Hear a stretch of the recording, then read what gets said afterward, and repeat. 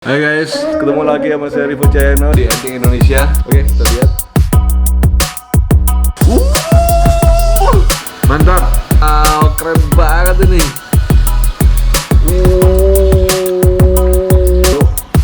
Bentuk iras dan ini pasti berpamor.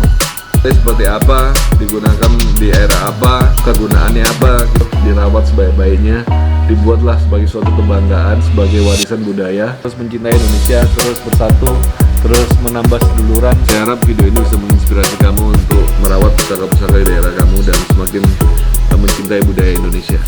Mantap. Hai guys, apa kabar? Semoga teman-teman dalam keadaan yang baik, dalam keadaan yang sehat, disertai dengan segala kelimpahan.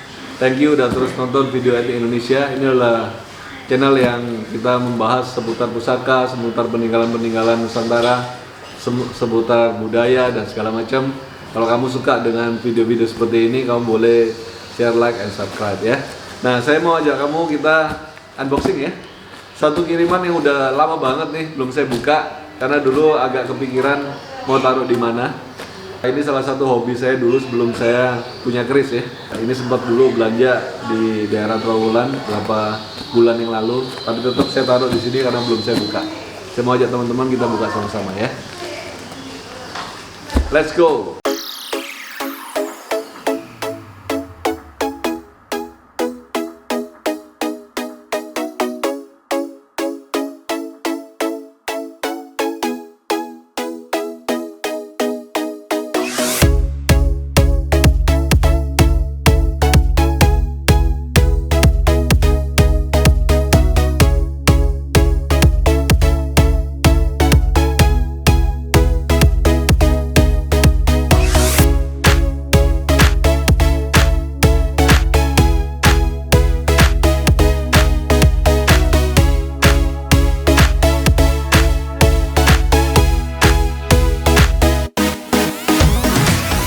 Oke guys, kita beruntung banget.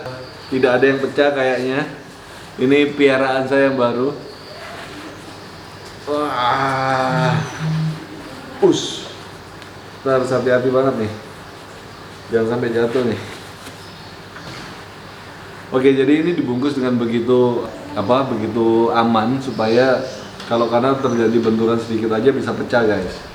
Jadi ini umurnya udah ratusan tahun. Kita benar-benar harus jaga dengan sangat hati-hati ya, jangan sampai karena kesalahan kita jadi jatuh dan pecah. Wah, keren banget nih. Wah, mantap. Oke guys, ini adalah terakota. Jadi kita di Indonesia ini mempunyai banyak banget peninggalan-peninggalan yang luar biasa. Kalau di daerah-daerah dataran Cina ya, itu sangat terkenal sekali dengan yang namanya keramik. Jadi masih ditemukan juga di Indonesia keramik-keramik temuan di Musi, di Berantas, itu masih banyak sekali ditemuan keramik-keramik era-era ini ya, era Majapahit, tapi udah banyak sekali benda-benda yang berasal dari dataran Cina gitu ya. Dan kemungkinan zaman dulu itu udah terjadi begitu banyak perbauran budaya antara Indonesia dengan Cina, ada juga dari Timur Tengah, ada juga dari Turki ya. Dan karena perbauran itu ada Afrika juga terdeteksi pernah ada di Indonesia ya.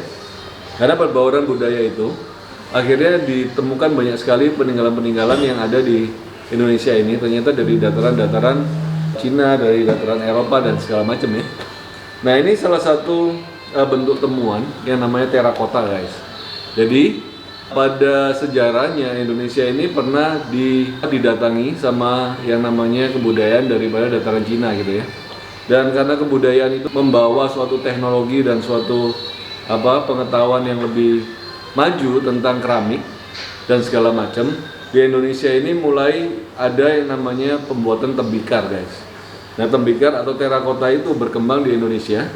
Dan kita masih banyak sekali temuan-temuan tembikar-tembikar, baik itu berupa kendi, baik itu berupa peralatan dapur dan celengan seperti ini ya. Ini adalah celengan yang mengadopsi budaya daripada dataran Cina gitu. Ada cerita rakyat juga yang saya pernah dengar dari teman-teman di daerah bahwa pembuatan tembikar itu pada daerah itu dibawa oleh para pendatang dari dataran Cina.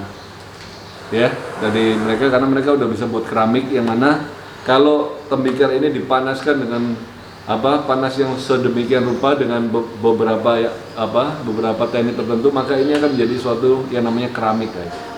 Nah, tapi karena di Indonesia ini sangat mudah mungkin untuk mencari bahan baku daripada tanah liat, dan maka ada yang namanya terakota atau tembikar gitu ya. Dan ini adalah salah satu tembikar celengan babi yang kalau kamu lihat browsing di Google atau di museum-museum juga banyak tembikar celengan babi seperti ini. Ini eranya udah masuk ke era-era Mojopahitan karena dilihat dari kepadatan daripada seni tanah liatnya, guys. Jadi tembikar itu masih dibuat sampai sekarang, tapi kalau buatan sekarang itu biasanya tidak halus ya, permukaannya nggak halus dan pori-porinya masih besar, dan juga warnanya kebanyakan warnanya kemerah-merahan gitu ya.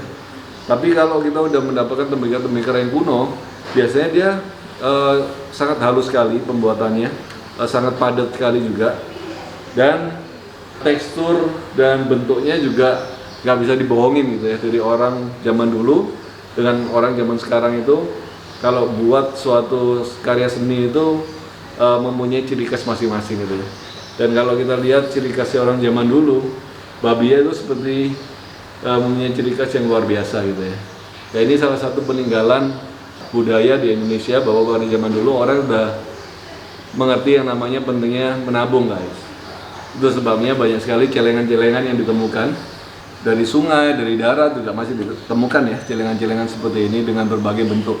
Ada yang bentuknya seperti seperti kambing, ada yang kerbau, macam-macam ya.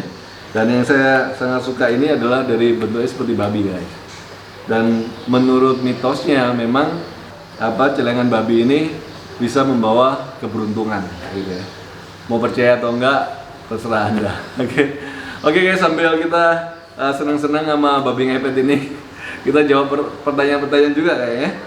Ada pertanyaan apa nih dari subscriber? Pertanyaan pertama dari Mas Arnes Channel. Om, saya punya keris dari mbah saya, namanya brojol. Konon katanya biasanya untuk orang melahirkan.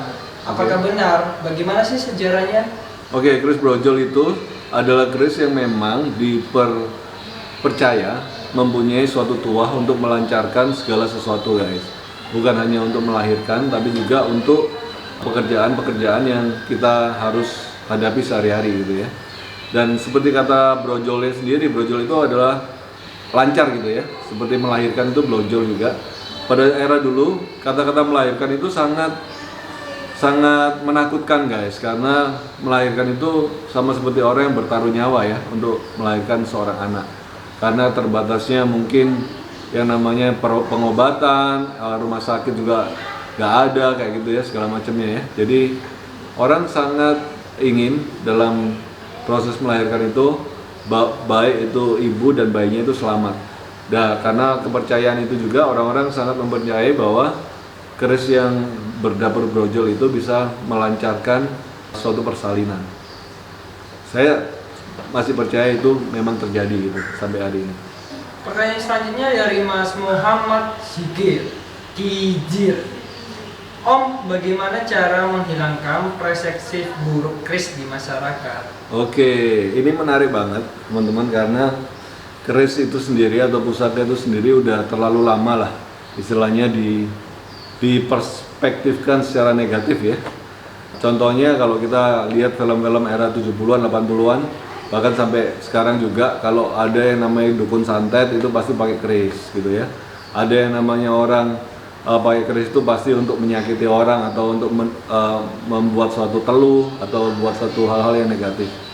Dan karena presiden seperti itu, maka akhirnya yang terjadi adalah orang memandang suatu pusaka itu sesuatu yang sifatnya selalu negatif. Itulah sebabnya kenapa kita di etnik Indonesia ini kita selalu seimbang dalam mengabarkan atau mengedukasi yang namanya pusaka. Karena pusaka itu pada pada hakikatnya adalah suatu peninggalan sejarah yang sangat dihargai oleh orang-orang bahkan di seluruh dunia ya. Kalau di dunia luar aja menghargai, bahkan Indonesia mendapatkan label keris sebagai warisan budaya atau warisan dunia di UNESCO. Kenapa bangsa kita malah memandang negatif daripada pusaka yang menjadi warisan dunia itu gitu ya. Marilah kita mencoba memilah antara yang namanya istilahnya sugesti negatif dari keris, dan kita lebih menganggap bahwa keris itu adalah suatu warisan budaya yang luar biasa yang kita perlu untuk rawat, bukan untuk kita mencari pesugihan atau hal yang negatif seperti itu, tapi lebih untuk kita melestarikan apa yang menjadi peninggalan leluhur kita. Dari situ kita akan bisa merawat keris itu dari satu sudut pandang yang berbeda, lebih ke arah seni, lebih ke arah fungsi. Fungsi yang saya maksud adalah fungsi yang terlihat dari sebilah pamor guys, karena orang zaman dulu itu kalau membuat suatu pusaka itu nggak sembarangan, mereka menyiratkan suatu filosofi, suatu fungsi, suatu doa yang ditaruh di dalam suatu pusaka, sehingga orang-orang yang memegang pusaka itu diharapkan bisa mendapatkan suatu manfaat daripada pusaka itu, dari sebelah keris itu. Jadi bukan untuk dipergunakan untuk hal-hal yang negatif, karena yang namanya pusaka itu pada era zaman dulu adalah benda suci guys. Jadi benda suci yang benar-benar dijaga sedemikian rupa supaya bermanfaat untuk pemegangnya. Mari kita ubah perspektif seperti itu yang negatif.